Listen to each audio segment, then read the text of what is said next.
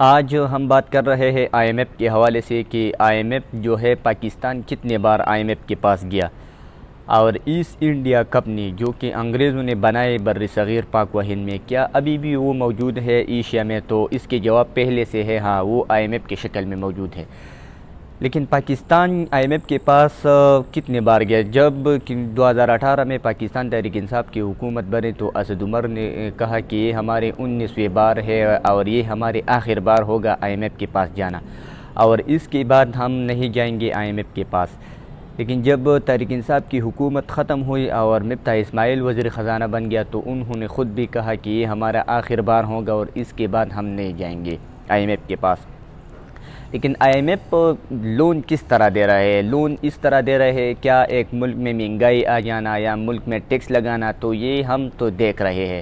لیکن I am F کی دوسری شکل واضح طور پر ہم نہیں دکھایا جا رہا ہے، اور وہ کیا ہے؟ وہ یہ ہے کہ جب سے انگریز یہاں پر آئے اور انہوں نے ایک ایسٹ انڈیا کمپنی بنائے، اور وہ ایسٹ انڈیا کمپنی اس حد تک پھیل گئی کہ انہوں نے بر صغیر پاک و ہند میں ایک کاروباری طور پر ایک بہت پیمانے پر کاروبار کیا۔ لیکن جب انگریز چلے گئے تو ان کے پاس یہاں ایشیا میں کچھ وہ چیزیں موجود نہیں تھی جو یہاں پر وہ حکومت کر رہے تھے، تو اس لیے انہوں نے ایک ادارہ بنایا، اور وہ ادارہ آئی ایم ایف کی شکل میں بنایا کہ ہم کس طرح یہ ممالک، یعنی مطلب ایشیا کے جو ممالک ہے، یہ کس طرح کنٹرول کر سکی اور یہ کس طرح خراب کر سکی۔ تو ان کے پاس آئی ایم ایف تھا، اور آئی ایم ایف کے ذریعے یہ ممالک جو ہے یہ کنٹرول کر سکتے تھے، اور انہوں نے ایسا کر کے دکھایا۔ وہ کس طرح؟ مطلب اگر وہ کسی ملک کو لون دے رہا ہے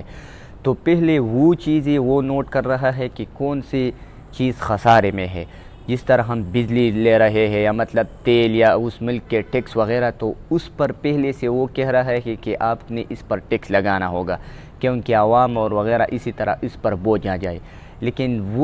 وہ چیز جو ہم سے چپ ہے وہ کیا ہے؟ وہ یہ ہے کہ وہاں پر کچھ کمپنیاں ہیں، اور آئی ایم ایف باقاعدہ طور پر اس کے لیے ڈیلنگ وغیرہ کر رہے ہیں کہ آپ کو یہ چیز اپنے ملک میں امپورٹ کرنا پڑے گا، اور یہ کمپنی سے آپ یہ چیز خریدیں گے تب ہم آپ کو لون دے رہے ہیں، کیونکہ ہمارے پاس جو پیسے وغیرہ ہے یہ تو ہماری نہیں ہے، یہ ان کمپنیوں کے ہے۔ اگر آپ ان کمپنیوں کے ساتھ مذاکرات یا بات چیت کریں گے اور آپ ان چیز جو ہے منوائیں گے اور اپنا ملک میں بیچیں گے تو ہم آپ کو لون دے رہے ہیں، ادروائز ہم آپ کو لون جو بھی ہے آپ کو نہیں دے رہے ہیں۔ تو ایسٹ انڈیا کمپنی یہاں پر تھے۔ اب وہ ممالک جو ہے آپ خود دیکھیں، ایشیا میں جو بھی ممالک ہے اس کے پاس تو بجلی وغیرہ اور جو بھی ہے، تو وہ آئی ایم ایف یا وغیرہ وہ ادارے ان کو ٹھیک کرنے یا مطلب اس کو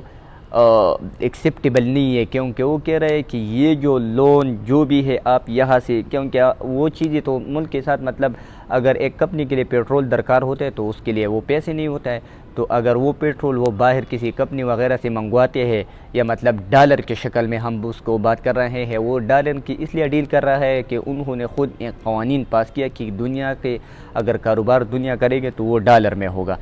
تو اگر کمپنیاں کوئی چیز بیچیں گے، جو بھی بیچیں گے، تو وہ ان کمپنیوں سے ہم لیں گے، اور وہ آئی ایم ایف کے ذریعے یا مطلب ڈالر کے ذریعے پاکستان یا مطلب اسی طرح ہم سری لنکا، بنگلہ دیش کو ابھی بھی اس میں شامل کر دیا، یا مطلب